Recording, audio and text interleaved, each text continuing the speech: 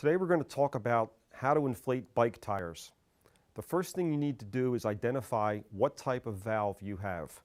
The two basic types are Schrader, like this one, which is the same as your car, or Presta, which is the skinny European type.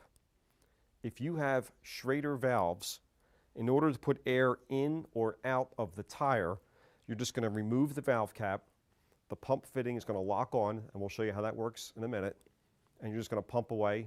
When you're finished, pull the pump head off, put the valve cap back on.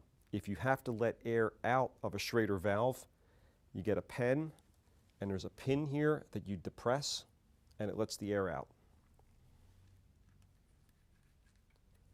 If you have Presta valves, to put air in or out, take off the valve cap. There's a little locking nut that you thread out to the end, and now air can go in or out of this valve. If you're going to put air in, the first thing you need to do is break the seal. And you do that by getting this tip, and you just push it in really fast because you don't want to let all your air out. So you just blip it real fast. Then you're ready to use any of the pumps or a car gas station pump to put air in. Presta valves tend to stick in a closed position, and it takes about 180 to 200 pounds pressure to dislodge the valve. Most pumps are difficult to pump that much pressure, so with your finger just bleep the valve a little bit. Now at this point you have options on how to put air. With Presta valves, they do make a little adapter like this that you can thread on top of the valve and just tighten it down. Now this valve will work like a Schrader valve, meaning that you can go to a gas station, you can use any number of pumps, you can use a foot pump, a frame pump, any number of options to put air in there. When you're done with a Schrader or with a Presta valve, unscrew the adapter if you're using it. If you're not using it, as soon as you take your pump off, you're going to get this little locking piece and lightly thread it down. You don't want to tighten it up too much because it will snap off. Then put your valve cap back on and you're done. Now there are various options on how to put air in a tire. They make mini pumps like this, which is a short pump designed to attach on your bike right underneath in this section here next to your water bottle.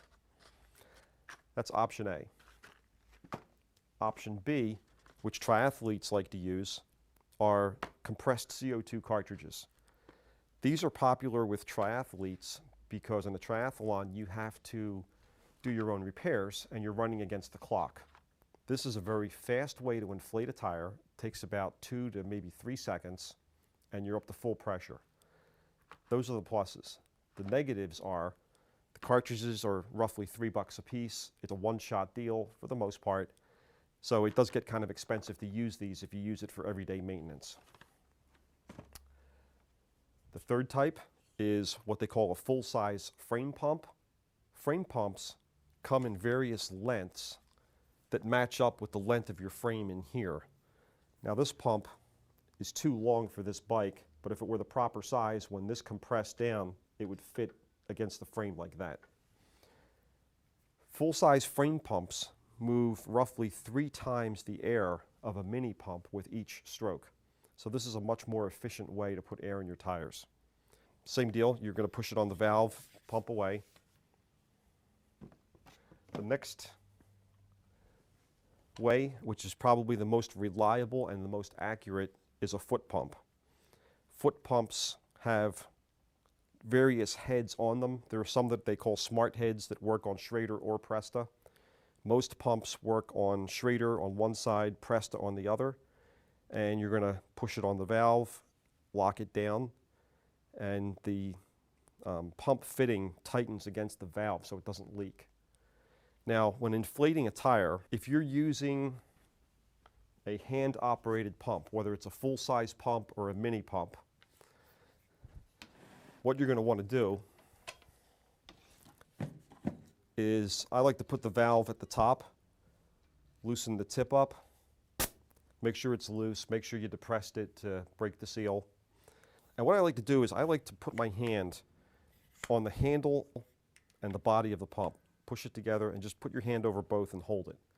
The reason is that when you push this pump on that valve, sometimes the air shoots backwards through the pump and wants to push this handle out of the way. For that very reason, I always stand next to the pump instead of behind the pump, if you catch my drift.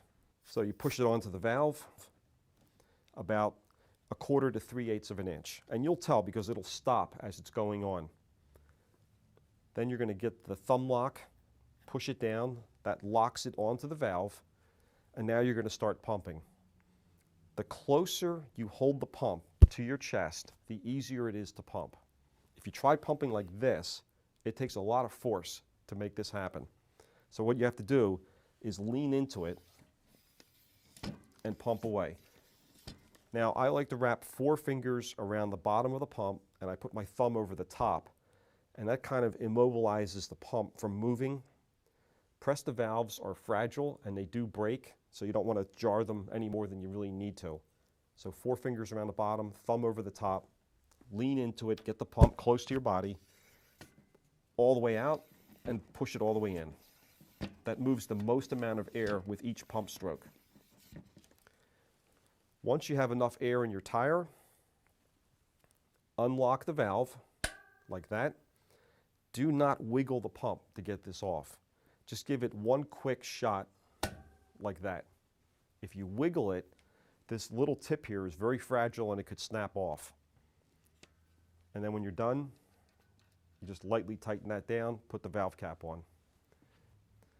That's if you're using a frame pump. If you're using a floor pump, what you want to do is put this down a little closer. Floor pumps have either dual heads, meaning Presta on one side, Schrader on the other. Some have what they call a smart head, which means it's one opening that works on Schrader or Presta. Push it on the Presta side, lock it down, and it's the same deal, all the way up, all the way down. Floor pumps, most of them have gauges on them so you can see how much pressure you're putting in.